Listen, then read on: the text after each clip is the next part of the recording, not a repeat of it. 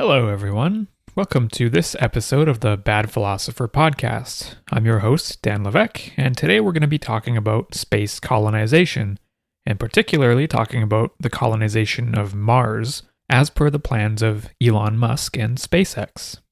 So there's been a growing trend over the past few years, I think, particularly with the rise of SpaceX and the lofty promises of Elon Musk, and this trend has been the trend towards this ideology of escapism from Earth.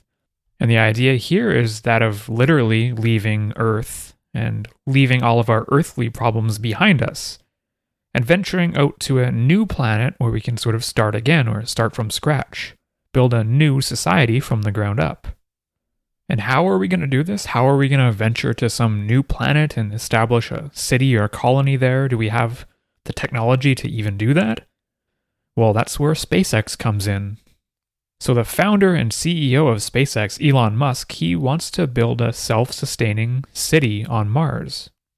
And to do this, he says we'll need to send something like 1 million tons of equipment and resources from Earth to Mars in order to accomplish this. And this is where SpaceX's new spacecraft comes in.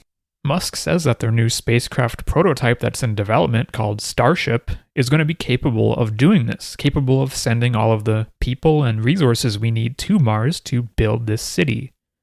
And he says that for the first time in human history, we actually have this technological capability, assuming the development of Starship goes according to plan, and that Starship actually lives up to the hype of what it's able to do here.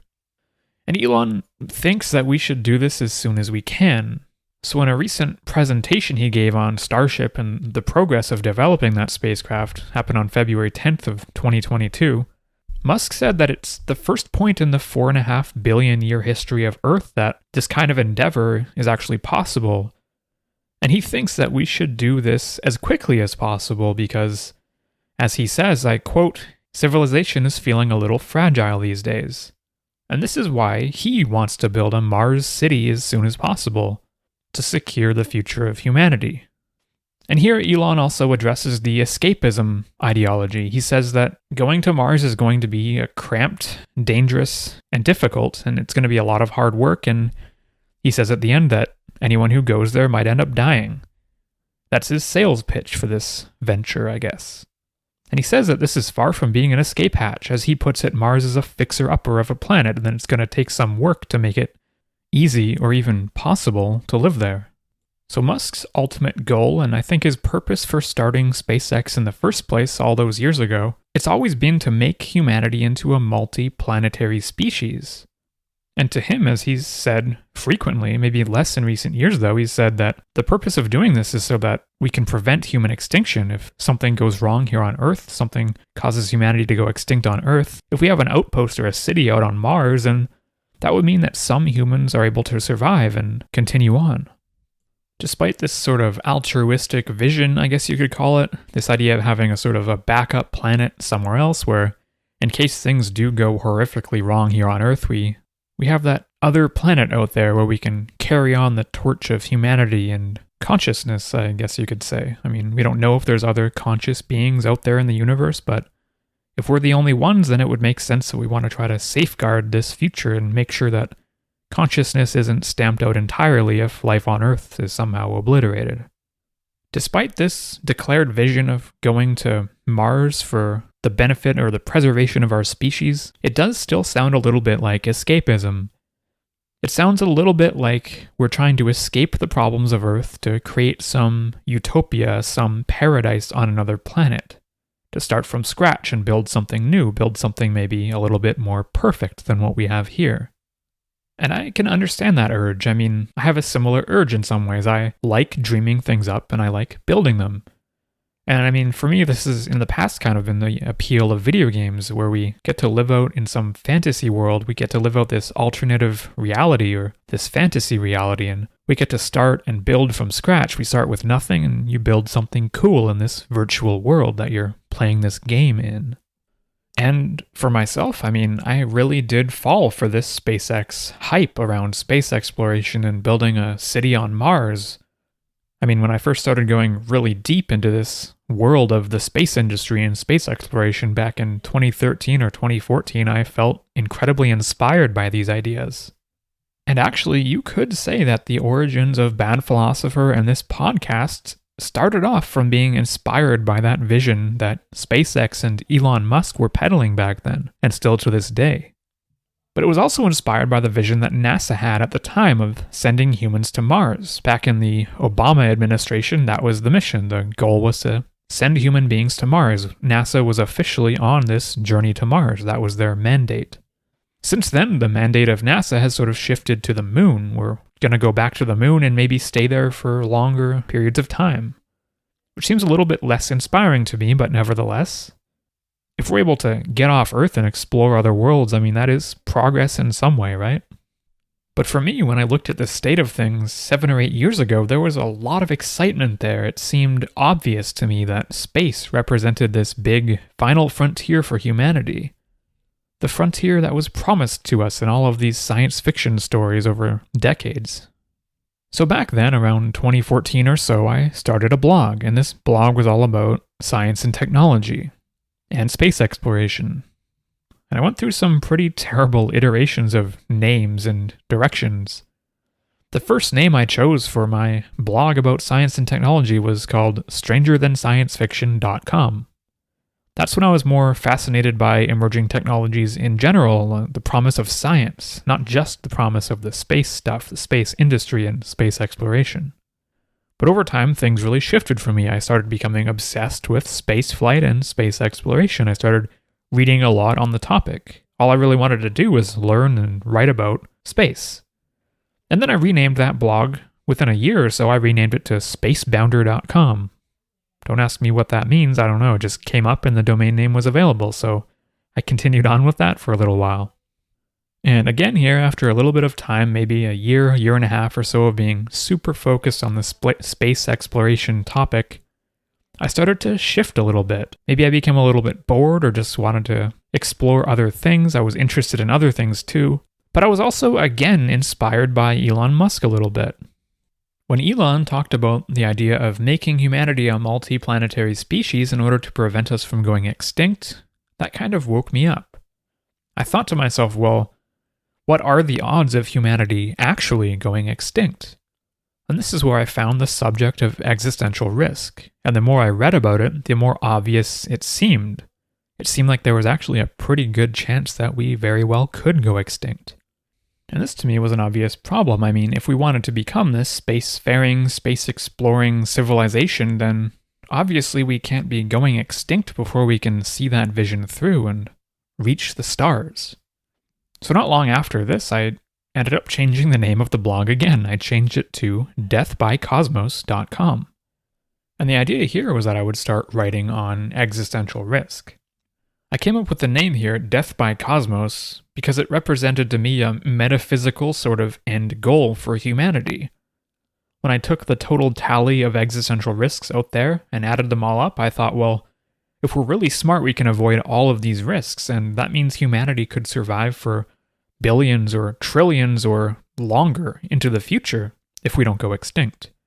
And to me, the ultimate goal for humanity would become this inevitable end of the universe. The idea that we don't want to go extinct before that time. What we want to do is cling to existence and cling to life and continue perpetuating our species for as long as possible till the end of time, till the point where the universe itself comes to an end.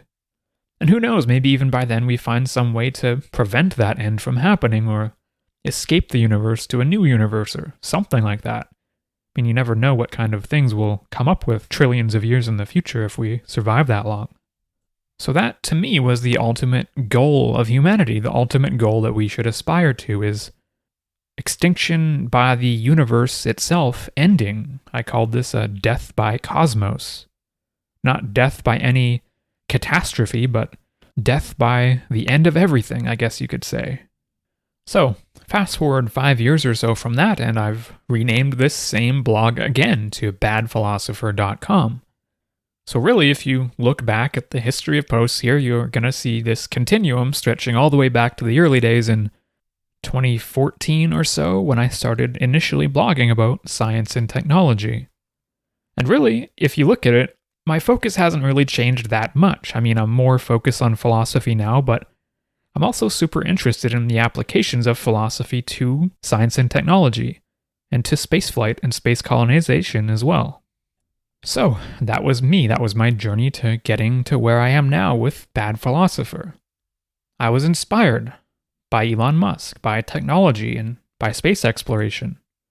I like to create content around things that inspire me.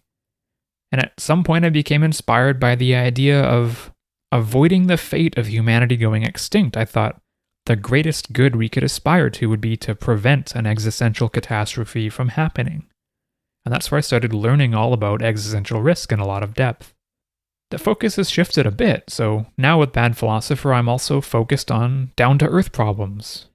Because I think it would be a mistake to just think that we should spend all of our time and effort focusing on avoiding bad outcomes and trying to prevent the extinction of humanity. We should also be focusing on real-world issues and figuring out how to make the world itself a better place. That's where we do need some balance here. And I am trying to balance things out here. I want to be talking a little bit about existential risk. I also want to be talking about science and technology and the future of humanity. But I want to balance that by talking about practical philosophy and how we can apply that to our daily lives. Because there really are a lot of ideas and topics out there that are more down to earth and that are really interesting and important to talk about and discuss. Funnily enough, also, despite having this sort of brand of this grand vision and this escapism from Earth, Elon Musk has also, as he's grown in wealth and success, he's also been giving some of that wealth away, it seems, giving it to good causes that are here on Earth. So while he does care a lot about space exploration and building a city on Mars, and he cares a lot about the future of humanity, it does seem like he also really does care about the down-to-earth things too. It's just that he spends most of his time being an innovator. And I mean, let's recall too that his other major business, Tesla, is trying to revolutionize and decarbonize the auto industry, which in itself is probably a good thing for the planet. The Elon Musk I remember from a few years ago, back when I was inspired to start thinking about and blogging about space exploration and this grand vision, seems to have changed a little bit. Back then, he really seemed to have his eye turned towards this grand vision of a city on Mars. But maybe over time he's become more down to earth. Maybe in the past few years things have changed a little bit for him. And I feel the same too. For me, thinking about space and technology and the future was a little bit of escapism on my part. Back then I didn't really understand the world very well, and instead of seeking to understand it, I sort of sought that escape, I guess you could say. Maybe this is what I also used to do with video games, a decade or more ago. Now, of course, I still don't understand the world now, but I feel like I'm embodied in it. I'm in the thick of it. I'm trying to put more emphasis on the here and now, on making the world as it is a better place, rather than wishing I could go live on Mars away from it all. And who knows, maybe I'll change my mind one day. I mean, if living on Mars becomes a viable option, it might even be a good place to go on some sort of a retreat or something. Who knows? I'm still fairly young. Who knows what will happen over the next few decades? But today, with this podcast, the question I want to tackle is asking what it's actually going to take to see through this great vision of Elon Musk, this vision of building a city on Mars. How's it going to work? What will it require from us? And what are the philosophical implications here? So, there are a few reasons why establishing a self-sustaining city on Mars could be both possible and a good thing for us. Firstly, Mars already has some of the things that we need to make it somewhat habitable. It's got soil and it's got water locked up in the form of ice. Though of course the soil here isn't going to be suitable for growing plants or anything off the get-go. It would need to be modified in order to actually be hospitable to organisms on Earth. And we don't yet know how to do that, assuming that it is eventually possible. In terms of raw materials, that means that everything we need is sort of there. We've got the raw materials in the soil and in the water. Of course, a big problem with Mars is that the atmosphere is almost non-existent and there's no air to breathe. But in the long term, there is some possibility here of terraforming Mars to make the surface habitable for humans. This kind of thing probably isn't going to be anytime soon. I mean, we're looking on the period of centuries or millennia for us to have the technology and capability to actually see that through. The second thing to think about here is that we actually do have the technological capability to go to Mars and probably stay for a long duration. If SpaceX's Starship spacecraft delivers on its promises, then we'll have a viable spacecraft that can transport humans, equipment, and supplies from Earth to the surface of Mars at relatively affordable prices. And the cost here is just going to be a small fraction of the price of any previous missions that have delivered payloads to the surface of Mars. Think the rovers and robots that we've delivered to the surface. Those were extremely expensive missions. But SpaceX here is looking to bring that price down by several orders of magnitude. So it does seem like we are at the cusp of it becoming technologically feasible to establish a permanent settlement of some kind somewhere out in our solar system, either on the moon or on Mars. These are serious conversations that we're having at this stage in our civilization. The third reason this kind of venture could be a good thing is that it would give us a greater opportunity to study the past and current habitability of Mars, potentially finding fossilized life, or maybe even current life that maybe exists somewhere deep underground. Now, there is a very limited amount of things that the robots we've sent to Mars are able to do. If we want to carry out the search for life on Mars for real, then it would really help to have actual scientists and biologists there to carry out this kind of work. And if we do find something, having a human there that's able to actually investigate further is going to be extremely important. This isn't the kind of work that a robot, or at least the robots we've been sending so far, are able to carry out. And finally, this could be a good thing in that it opens up a new opportunity or a new frontier for humanity to pursue. And here we're not just talking about Mars, but space in general. Here on Earth, we don't have that anymore. We don't have any new frontiers. It's been a long time since we had something new to explore. We've summited Everest and established a permanent base in Antarctica. Both of these places are some of the least hospitable environments that one could imagine, and not really that far off from what living on Mars would be like. As someone who loves adventure and exploration and reading about past explorers and adventurers, the idea that we've kind of run out of frontiers here on Earth, we haven't entirely. There are still some things we could do more of, some things we could do better, like exploring the depths of the oceans, for example. But to me, things are feeling a little bit stagnant, like we need some fresh energy to be invigorated in us, and having a goal like exploring or settling on Mars could be exactly what we need. Now, despite this exciting sort of prospect, there are some caveats here, and that's that there are some philosophical and ethical issues to consider when we're going to be talking about exploring a world like Mars and potentially settling there. Now, the first big philosophical and ethical issue here is the possibility that life does exist on Mars somewhere. And with this, we need to consider how we can protect that life, how we can prevent ourselves from harming that environment or contaminating that environment. This is a field of study called planetary protection. And the idea here is that as a responsible civilization, we should be concerned about contamination. What if life from Earth contaminates Mars? We have some hardy microbes on Earth that are able to survive in space, and what if these microbes contaminate Mars and they spread themselves around and multiply and outcompete any native Martian life forms or microbes? In this situation, we could rapidly see Martian life, if it exists, go extinct as a result of our own actions and as a result of the spread of life that was imported there from Earth. Now, if this did happen, it wouldn't be setting the stage very well for humanity's arrival on the cosmic scene. Would we then go on to do this on every other planet that could potentially have life on it, or does have life? And if we're doing it to other forms of life on other planets, what's to stop any alien civilizations out there, if they exist, from doing the same to us? What if to an advanced alien civilization looking at us, we look like the microbes and they don't care what happens to us, just like we might not care if we contaminate or destroy life on other worlds in our solar system? So here, I think it's important that we follow a do no harm principle when it comes to seeking out and studying alien life forms on other worlds if we do find them. The problem here is that there is already a cross-contamination issue with some of the rovers and robots that we've sent to Mars.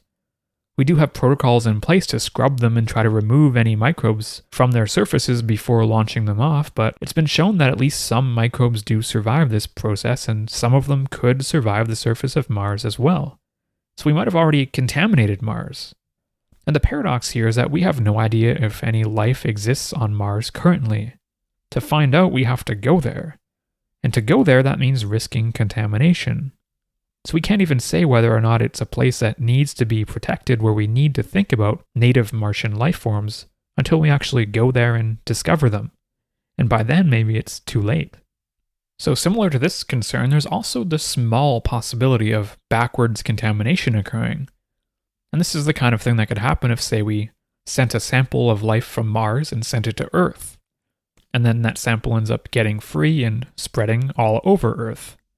Now, while it's most likely that Earth's more advanced life forms are going to be robust enough to outcompete any Martian microbes, it's theoretically possible that the reverse could be true, that Martian microbes could dominate Earth-based microbes. This could also mean that Martian microbes would be capable of making any human colonists sick, or even of preventing our plants from growing in Martian soil. And if there was any sort of backwards contamination where we find out that Martian life is actually extremely harmful and threatening to Earth life, it would be a sort of an ironic outcome. We would go from being the colonizer of another world to becoming colonized by life from another world. And who knows what this kind of colonization might do to our biosphere. We don't know how life forms from a different planet might interact with our own. It could be catastrophic for us or for them. Another philosophical problem when it comes to Mars colonization is this problem of adopting an attitude of escapism. The idea that we're looking for an exit strategy to get ourselves off of Earth. And this becomes an ethical problem if we begin looking forward to this new planet where we can move to and colonize while ignoring the issues happening back at home on our own planet. I mean, we do have a lot of issues here on Earth to take care of, and we're not taking care of our planet as well as we could be. If we go forward and colonize Mars, then the same thing is just going to happen there. We're going to make a mess of the place. Also think of how geopolitical issues could be exacerbated by this colony on Mars or cause conflicts on this other planet too. We could easily argue that humanity as a species is not mature enough to handle the task of setting up a self-sustaining city or colony on another planet. We need to fix a lot of things at home first. And how can we justify spending energy and resources and money and time on becoming space cowboys or space adventurers while there are still people here on Earth that are living in extreme poverty? That's a question that we need to consider. We also need to ask ourselves what kind of status this city on Mars or a Mars colony would have. Is Mars ultimately going to be an extension of Earth, so sort of like a colony of Earth or a colony of some nation on Earth? Is it going to be like the colonies that were established in the Americas?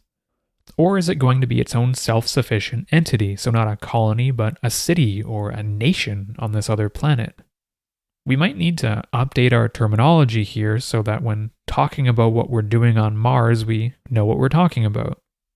A colony means a territory that's subject to some form of foreign rule. So if the United States built a settlement on Mars, it would be a colony of the United States. Things are a bit of a gray area here with a corporation like SpaceX. It can't be a colony of SpaceX because SpaceX isn't a nation. But maybe SpaceX or someone going to Mars can declare themselves an independent nation that's based on Mars. And in that way, they wouldn't be a colony, they would be Martians. And anyone working at SpaceX wouldn't be citizens of Earth, they'd be citizens of Mars, maybe. I don't know how that works. And these are just some of the philosophical issues when talking about colonizing other planets and setting up a settlement on another world. But we also need to consider some of the practical, real-life engineering and human problems that will come up with such a venture. So I think the biggest issue here is going to be how far away Earth and Mars are from one another. There's an extreme distance between the two. Going to Mars is going to be a journey of at least 6 months in one spacecraft. Now there is possibility that we can get that down to 3 months in the future, but that's going to require more fuel and higher speeds and more time to slow down and all of that stuff, so it becomes an engineering problem. It's much more efficient to keep it at a 6-month trip or a 9-month trip even. And the distances between Earth and Mars varies a lot because we're both moving planets that are orbiting the sun, and we're orbiting the sun at different speeds. the Earth is closer to the Sun, so the Earth is orbiting the Sun quicker than Mars is, because Mars is a little bit further out. And typically here, the planets range from being 60 million kilometers apart to up to 400 million kilometers apart over the course of a 26-month cycle. This also presents some constraints as to when we can actually send a spacecraft to Mars. Because of the way these orbital dynamics work, sometimes Mars is way behind us, sometimes Mars is on the other side of the Sun, sometimes Mars is ahead of us and we're catching up to it. Because of the positioning issue, we can only actually launch spacecraft to Mars for a few months out of every 26-month window. And we actually have an upcoming launch window in 2022 where it will be possible to launch a spacecraft from Earth to Mars between the months of August and November of this year. After this, the next launch window won't be opening up until late in 2024. So this presents quite a logistical challenge to any endeavor to go and settle on Mars. To establish a city or a colony, we'll need to send all of the initial materials and equipment from Earth to Mars. But we have a very limited window in which to do so. Resupply missions will essentially be cut off in 2-year cycles. This is something that kind of happens with Antarctica too, where I think they're in 6 months of complete darkness where no planes or supplies can be flown in, so they're kind of cut off and on their own. But 6 months trapped on a continent on Earth that's covered in ice and where you can actually breathe the air and step outside once in a while is a lot different from 2 years on a planet where you're totally cut off from your home, from any supplies, and you can't step outside at all. And this will mean that every 26-month cycle, for all of this time, colonists on Mars will need to have enough supplies and be self-sufficient enough to last a full 2 years without any resupply from Earth. If you need any parts or you're running low on food, a relief mission just isn't an option here. Also, the missions that do get launched are going to be critical. If a launch fails or the window gets missed for some reason, imagine a severe hurricane damages launch pads and prevents resupply missions from being sent. Then this Mars settlement could be screwed. To be extra safe, we would want to ensure we stock up, maybe retain 4 years worth of supplies at all times to ensure that in the case that one of these critical launch windows does get missed somehow, then the colonists don't starve to death. And this is going to come with additional costs and additional storage requirements on Mars to maintain this kind of excessive inventory. Along with this extreme distance comes communications delays. It can take between 5 to 25 minutes for a signal from Earth to reach Mars and vice versa. And that is a signal traveling at the speed of light. And the exact delay will depend on where Mars and Earth are in their respective orbits, how physically far away they are from one another. This means that any sort of live conference or Zoom call between people on Earth and people on Mars is totally out of the question. Think about how difficult it can be to run a successful Zoom call in the modern age where so many people have been working from home and teams can be spread out all around the world. And even in this situation, communication is generally instant, or at most has a delay of a second or two. Now imagine that a Zoom call wasn't even a possibility because there's going to be a built-in delay of several minutes. You're not talking to someone in real time. The only option here might be to deal with everything through email or through some sort of two-way message system where messages can be delayed by almost an hour in some cases. For example, if it takes 25 minutes for an email from Mars to reach Earth when they're at their furthest distance, it'll take another 25 minutes to send the response back to Mars. And of course, allow a couple minutes here to actually type out an email in response and you get the picture. A question from someone on Mars saying something as simple as, should I press this button or that button, could take an hour to get a response from mission controls saying what the answer is. The issue here is that, of course, colonists won't always have an hour to wait. They won't be able to just wait around if something is critical. On modern spacewalk missions on the International Space Station, astronauts conducting maintenance are usually being walked through the process in real time by colleagues down on Earth. Without this kind of assistance, there's a high chance they might become disoriented or do something incorrectly or miss some critical thing they're supposed to be doing. This is how mistakes can happen, and in the environments of space or Mars, any mistakes are likely to be deadly. So real-time communication and meetings won't be possible. And guiding Mars colonists through critical tasks from Earth won't be possible either. This means there will need to be a high level of autonomy and an overarching command structure on Mars. Mission control here will probably need to be entirely based on Mars. Lots of decisions will need to be made locally without having any consultation with Earth, and this is going to require more personnel and more equipment to support this kind of complex operation. Colonists on Mars will need to become fully self-sufficient, able to make life or death decisions on the fly without going through Earth-based chains of command, and they need to be able to operate mostly autonomously. This is why Musk talks about a self-sufficient city on Mars being important. It needs to be self-sufficient in terms of decision-making basically from the get-go. But it also needs to become self-sufficient in terms of materials and resources in order to ensure its long-term survival and viability. Mars can't just remain solely dependent on Earth for supplies at all times.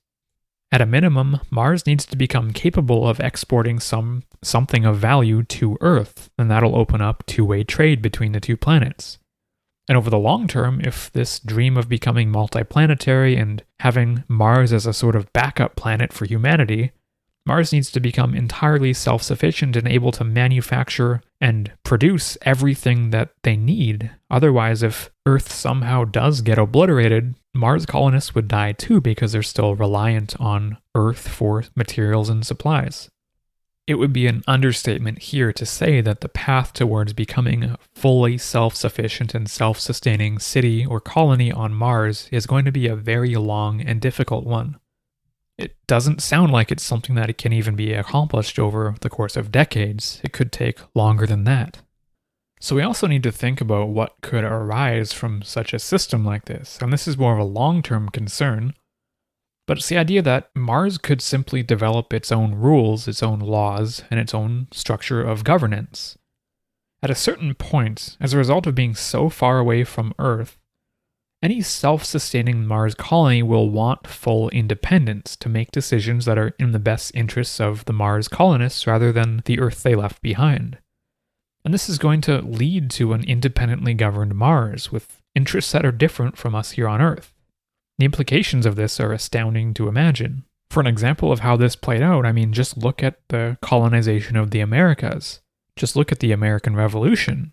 So the British maintained these colonies in the Americas, and these colonies were governed by the British.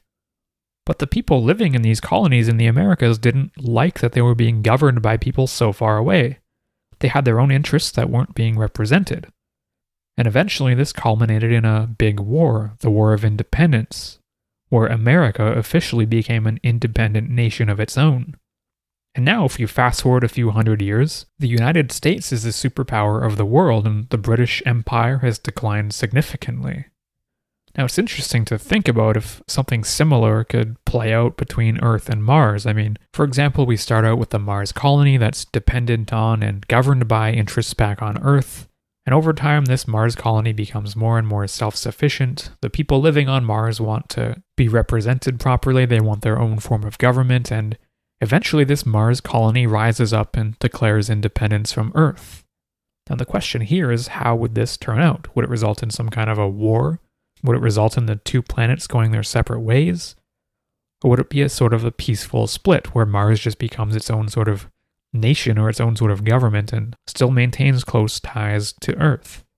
Before we get to that point though, there are other concerns with establishing a city or a colony on Mars. Another concern is that there's going to be a lot of isolation and cramped living quarters. And how will people react to the fact that they can never go outside and take a breath of fresh air? By leaving Earth, any colonists are going to be resigned to never breathing fresh air again for as long as they remain on Mars. Sure, they can go outside in a spacesuit or a Mars suit, but this gives them limited range of motion and still keeps them isolated and cut off from the environment, keeps them isolated in this enclosed system. And maybe they'll eventually install some sort of a large dome that can mimic a more natural Earth environment, but this is going to be difficult and very costly to implement. Another consideration is the closed ecosystem in general. The physiological and psychological impacts of this could present a huge challenge.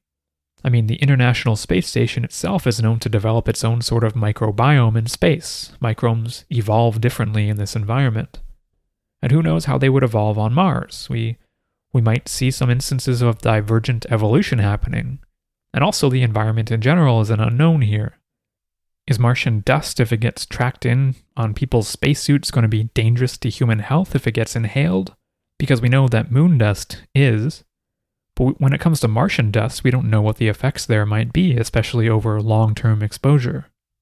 And there's also the problem that an enclosed system like this can always become compromised, for example by contaminants or pollutants. Living on Mars, colonists will need to be fully dependent on artificial environmental controls and recycled oxygen. To imagine what that's like, just imagine the feeling of being enclosed in a room with air conditioning blasting while outside is a scorching temperature. Now imagine that all the time, being locked into a closed room with just air conditioning. That probably wouldn't feel very good to be in. And here, health problems could also arise. I mean, the immune system can become severely compromised while living in enclosed and sterile environments for extended periods. Humans don't do well when we can never interact with the natural world we've evolved to be part of. And if these colonists develop weakened immune systems after having been cut off from Earth for so long and never encountering fresh microbes, well, then every 2-year resupply mission will bring new humans and new microbes into the mix here. Now we could imagine that after enjoying 2 years of a relatively sterile environment, these colonists on Mars being exposed to new Earth microbes could become quite ill from this exposure. And over the long haul, maybe this could even become a two-way problem. Mars and Earth might each have unique environments where pathogens could evolve differently and different pandemics could arise. And this means that we might need to impose some sort of strict quarantine measures on people traveling in either direction. And then we have some interior design problems too. I mean, how are people going to cope with living for years on end in what is essentially a laboratory environment? An entirely artificial environment. We could imagine this could become psychologically damaging over time, and space is going to be a constant issue. Every square meter is going to come up with a large cost in order to build and maintain, so any Mars city or colony is going to be incentivized to keep their habitats as small as possible.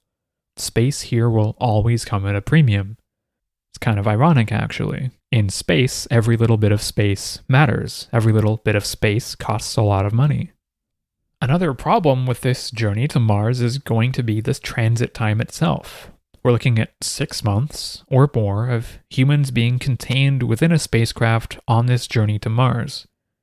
And while we do have a lot of data for reference coming from studies on the impacts to astronaut health after living on the International Space Station, the results here aren't too encouraging. Astronauts that live in microgravity for extended periods of time lose a lot of bone density and muscle mass. Exercise regimes can help mitigate this, but the bone loss can't really be helped. Either way, when they do land on Mars, they're going to be a total wreck. I mean, just look at footage of astronauts coming back to Earth from the space station. They can't even walk without assistance, and it can take them months to recover their strength.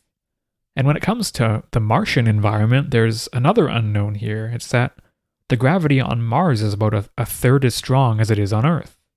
This means that on Mars you would weigh a third as much. And we don't know what this long-term, lesser gravity would do to human beings. Would they lose a significant amount of bone density and muscle mass in the Martian environment? And what about other health effects that might occur? And heck, maybe this isn't a problem at all. Maybe life in a third of Earth's gravity is super awesome. They definitely need to make basketball nets a lot higher, that's for sure. But the big risk here is the unknown factor. The longest amount of time anyone's ever spent in space on a single trip was something like 14.5 months. And we do know from experiments like this of long durations spent in space in orbit around Earth that it really does impact astronaut health. But we have no idea what it would look like if someone's spending years away on a Mars mission or even living on Mars long term. And here we just really don't know what the health impacts might be. For all we know, they could be completely catastrophic.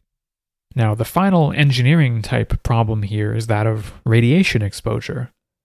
In space, humans get exposed to higher radiation levels than we do here on Earth, and this could also be a bit of a problem on the surface of Mars. Now, there are a lot of things we can do to kind of mitigate this. For example, monitoring for solar storms. That's when the sun sends out more solar rays than normal, more radiation. And if we use some specially designed compartments that are shielded by water or something else that's dense, that shielding can help filter out dangerous radiation. So it'll minimize the amount of radiation that astronauts get exposed to.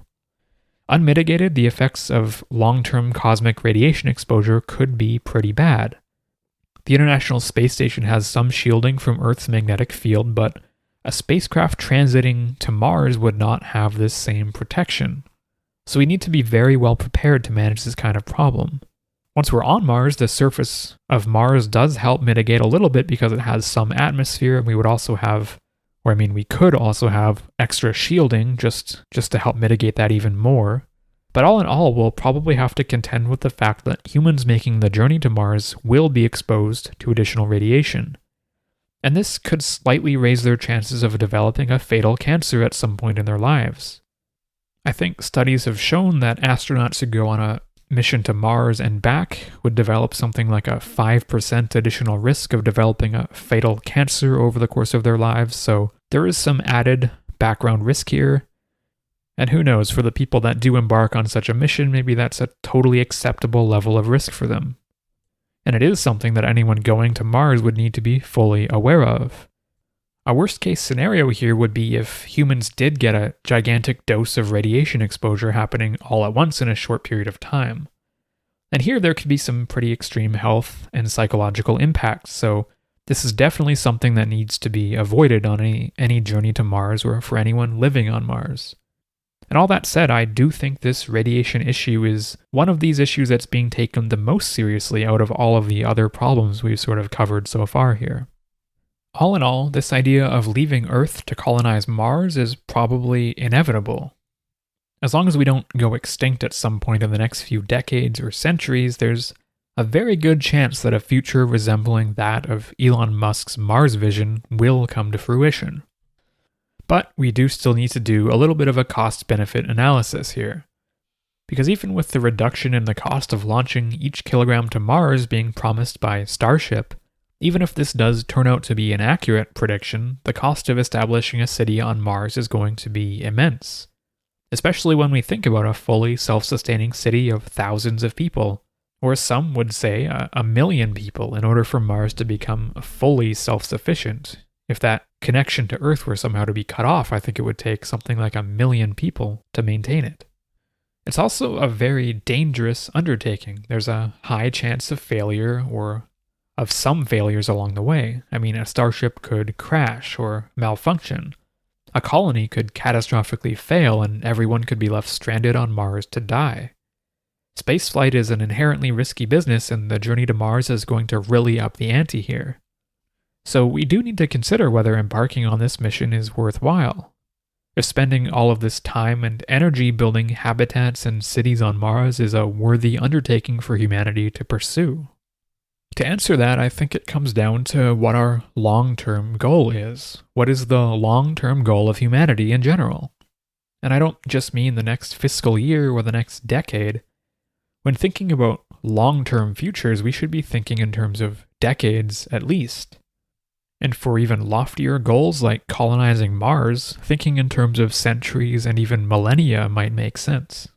So when we do think about this long-term vision of humanity, I mean, what's the point of colonizing Mars, of establishing, as Musk says, a self-sustaining city? How does this fit into our long-term future? Now, something he talks about often is this idea of making humanity a multi-planetary species so as to help us avoid human extinction, sort of having a backup planet here. And Musk poses this as a simple math problem. If all humans live on one planet and something bad happens to that one planet, then we probably will all die. But if we have 2 planets, we can still lose one, and humanity can still go on to continue spreading throughout the universe and flourishing for an untold amount of time.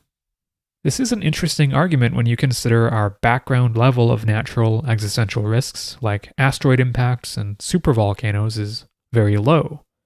I mean, sure, Earth is susceptible to both of those things. They're very unlikely, but definitely possible. Mars is susceptible to asteroids too, but it doesn't have any active volcanism, so no risk of a supervolcano here as far as we can tell.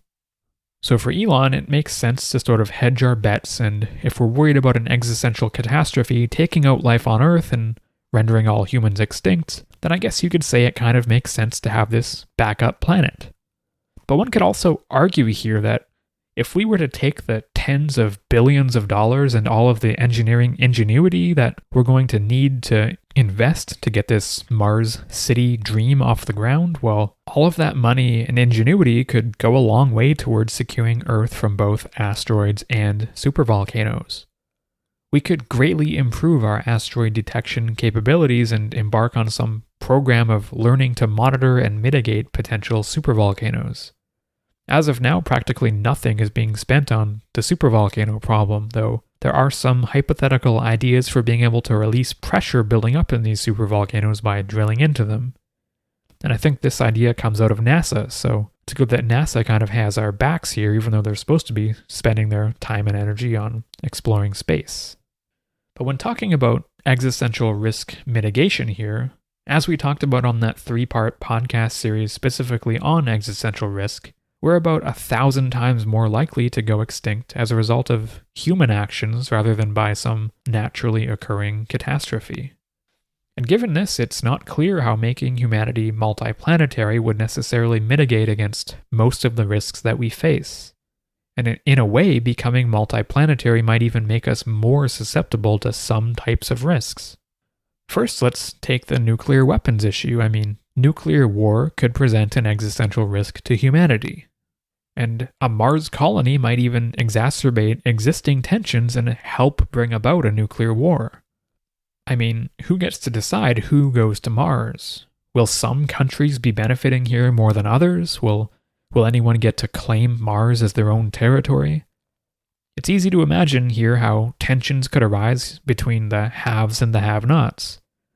If the United States establishes a settlement on Mars with some of its allies and they all collectively decide to exclude Russia and China, this could cause a new space race to emerge, or it could cause conflicts back on Earth over space-based resources. And in this way, a city on Mars existing at all could act as a risk multiplier when it comes to geopolitical tensions. Any nation or group of nations that owns and maintains a settlement on Mars or anywhere in space could have a significant advantage over other nations that don't have this kind of capability. And even if we avoid these geopolitical issues, there's an inevitable future here where Earth and Mars do develop independent governments. Over the long term, it's highly possible that rules on Mars will need to be different than they are here on Earth, so as to prevent bad things from happening. The Mars settlement will be a lot more fragile than Earth is, and maybe this means less liberties or rights for humans living on Mars. Mars won't be able to sustain people who aren't contributing to keep the society going. And with this, they could impose draconian laws that require people to work, or ban any sort of protests, or even slide towards authoritarianism to sort of maintain order. So here, over the long term, we could see different governance systems emerging on Mars than what we have here on Earth. And what if these two different types of systems between Earth and Mars, what if they just don't get along? What if Earth eventually becomes one united global government and Mars becomes another, and the Martians create their own weapons of mass destruction that could threaten Earth, or maybe as a deterrent against any sort of Earth-based aggression? And this is just another example of where risks could be multiplied. Instead of a global nuclear war, we add the risk of interplanetary nuclear war, or worse. Now, bioterrorism and bioengineered pandemics is another risk. The risk of having some engineered pathogen that could be highly fatal to any humans that get infected with it. If someone is able to 3D print a super deadly pathogen on Earth, then they could easily send the blueprints in an email to Mars and get someone on Mars to print it off there too. So a quarantine measure here wouldn't even work. If there is a bioterrorism incident where a pathogen is released on one planet, it's very likely that that pathogen is going to find a way to be released on the other planet too. Having two planets doesn't necessarily reduce our risk here. And the artificial intelligence problem is a whole other issue, assuming that Mars and Earth retain some integrated internet system. Any AI that takes over Earth would be able to take over Mars too. I mean, that's the price you pay for having all of this integration. And having two planets could also multiply the risk. I mean, say we have defensive measures in place to prevent a hostile takeover, but say Earth has better defensive measures than Mars does, or vice versa. Say one planet is able to prevent a hostile AI from emerging and taking over their systems, but the other planet isn't. So if one planet fends off a hostile AI takeover, but the other planet gets taken over by a hostile AI, well, the planet that does fall to a hostile AI takeover, that AI is going to be able to utilize that planet's resources and improve itself quickly and become an existential threat to the other planet that it failed to take over. The problem is that all it really takes here is one hostile superintelligent AI to emerge and to take over one planet, and then all of humanity is likely doomed. And each subsequent planet we colonize might itself represent an additional chance of this happening, especially because as distances increase here, each planet might be operating its research and development semi-autonomously. To me, there's absolutely no reason to think that we'd be less likely to face an existential catastrophe by having a colony on Mars. It seems that most risks have a high likelihood of spilling over, and some might even become more likely to happen by having humans inhabiting multiple planets. And inherently, a colony on Mars is going to be much more fragile and possibly much more susceptible to an existential risk occurring than our Earth-based civilization. So if we're hedging our bets here by having a backup planet, we should know that it's actually more likely that our backup planet would experience an existential catastrophe than our original planet is. Now, with all of that said, putting a human settlement on Mars is certainly on the roadmap for humanity's long-term future. At some point, we do need to expand off of Earth. Earth will not remain inhabitable forever, no matter how well we take care of it. Eventually, the sun will scorch the Earth and render it uninhabitable. So in the long term, it's undoubtable that our future resides in other solar systems and on other planets. That is, if we are able to survive and avoid an existential risk from occurring at all. And in this roadmap of expansion, Mars is going to be among the first steps here. Mars will be a proving ground for what humanity is capable of when it comes to expanding into the cosmos. It's a necessary step before we ever plan on leaving our solar system and colonizing other stars. First, we need to figure out how to do it with a planet like Mars. And something we do need to consider in moving forward is the legal status of Mars. I mean, does it belong to humans? Or does it belong to any Martians that might inhabit it? Or does it get a special status like Antarctica? The main document we have to go on here is this 1967 Outer Space Treaty that hasn't been updated since it was signed into international law over 50 years ago. And this treaty was based on the Antarctic Treaty from 1959, where everyone mutually agreed that Antarctica could not be claimed by any single nation as their territory, and this basically established the entire continent as this zone of peaceful scientific investigation. Nobody can claim Antarctica or any piece of it as theirs. There are a lot of environmental protection measures in place, and it's dedicated to the pursuit of science. This same sort of framework was adopted with the Outer Space Treaty as well, but it's not quite as robust, and it's not specific to the needs of space exploration or space colonization. At the basic level, nobody's allowed to claim any space territory or resources for themselves, so it would appear that any sort of asteroid mining activity is currently prohibited. The treaty states that exploration should be for the benefit and interests of all countries and all of humanity. No weapons of mass destruction are allowed in space, and space should be used for peaceful purposes only. There's also a mandate here to avoid harmful contamination, which clearly a city on Mars might not be able to do. It also states that nations are responsible for all space activities carried out by their citizens. This would mean that SpaceX would fall under the jurisdiction of the United States federal government for anything that it does in space, including building a city on Mars. It seems like this means that if SpaceX builds a city on Mars, that the United States is going to be responsible for that city according to international law. Now, this outer space treaty also explicitly states that nobody can claim sovereignty over any part of outer space, so establishing a city on Mars means it wouldn't belong to the United States, though they would be responsible for it. The territory the city is on still belongs to everyone. So it does sound like this framework leaves a lot to be desired here. I mean, it seems SpaceX is free to go to Mars and do as they please, to be regulated and governed by the United States and in accordance with the treaty. Where things get strange here is that it seems undoubtable that somebody is going to try and claim some slice of Mars for themselves, or that a Mars settlement will inevitably declare independence from Earth, at which point I guess the Outer Space Treaty would no longer apply to them. I'm not sure if we have any basis here for any kind of interplanetary law.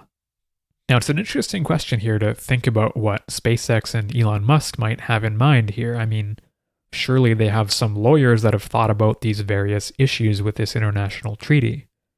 Maybe they just decide that they're going to go forward and operate within this legal gray area. Or maybe at some point there will be some push to modernize this existing treaty and implement better international laws for dealing with space and for dealing with corporations in space. So this, to me, as well as the existential risk problems, points to a fundamental issue when it comes to colonizing Mars, that we are not yet wise enough to do so responsibly. We haven't even really considered the possibility of contamination, or of harming life that might already exist on Mars. Before we build a city, we should first conduct a thorough survey of the planet and account for the status of its current biosphere if it has one.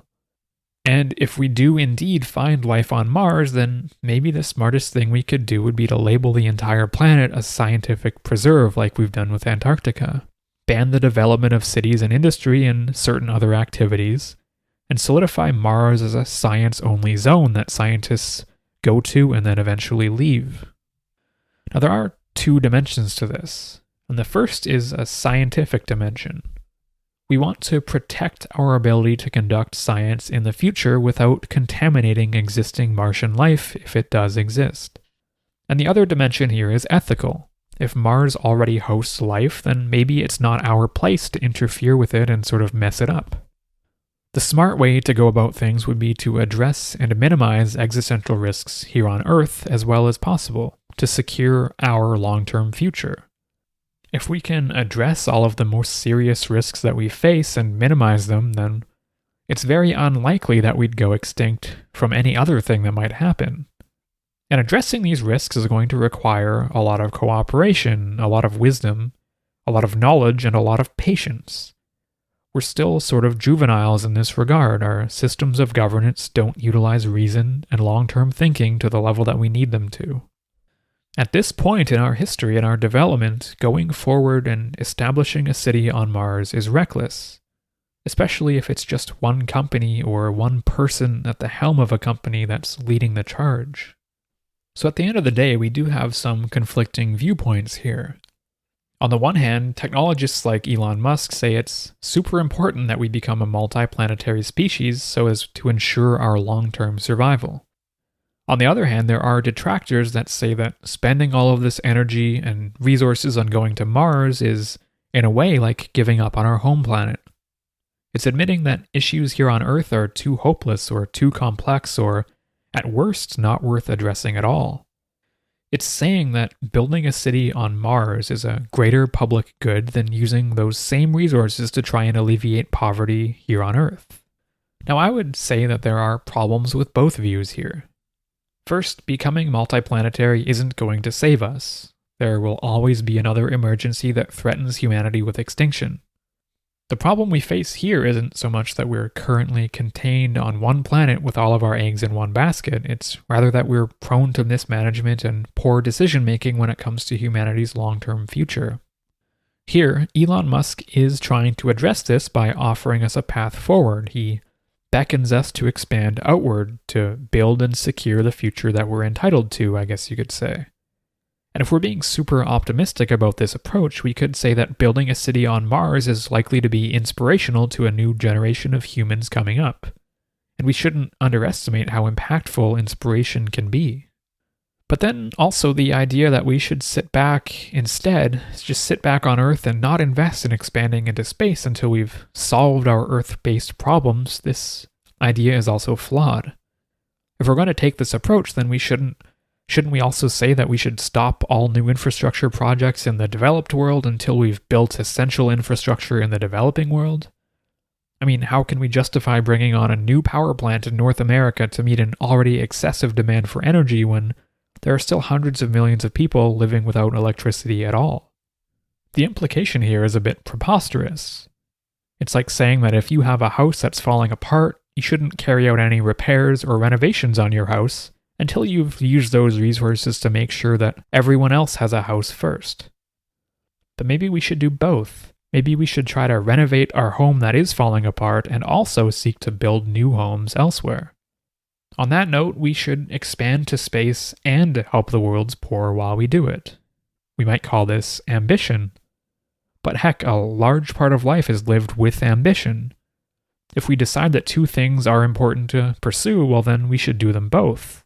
We shouldn't necessarily be forced to choose one or the other. Just because we are looking to expand to Mars and build a city there, that doesn't mean we can't also uplift people on Earth and make the Earth a better place to live at the exact same time. The thing I worry about most is that we're not sufficiently prepared, not just when it comes to capabilities and technology. I mean, SpaceX and Elon Musk are telling us that we have the technology and we have the capability. At this point, to them, it's just a matter of having the will. But I would contend that we also need to think about the philosophical elements here. We need to think about the implications for humanity, not just in terms of our long-term survival, but also in terms of what it means to be human and what our long-term goals as a human civilization are. We can't focus entirely on the future and ignore the problems of the present. But at the same time, we can't hyper-focus on the present and forsake our future. We really do need to do both. As for me, I'm really not sure whether or not we're prepared for this undertaking, whether we'll be able to see it through. But I guess time will tell. And with that, I want to thank everyone for being here. Thank you for listening, and I will see everyone on the next one.